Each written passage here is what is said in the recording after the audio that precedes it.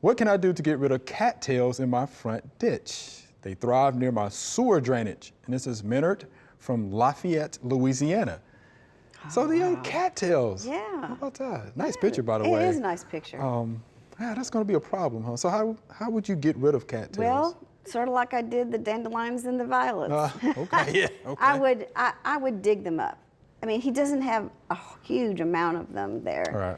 But he might have been trying to, get rid of them by physically removing them.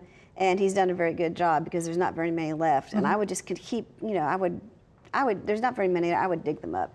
I would dig them up, yeah. Hand pulling, shovel, dig, it's moist, conditions. So it should be easy to dig them up, get the root system, rhizomes. So you definitely want to get those, don't break them and leave them in the ground, get them all out. But yeah, so hand pulling, you can kind of cut them down a little bit.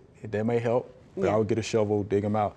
I wouldn't worry so much about using an herbicide. No, because it's in a wet space and it's in a drainage area. Right. So you don't want that to travel anywhere. Right, which is why I would go with the hand pulling or digging. Digging.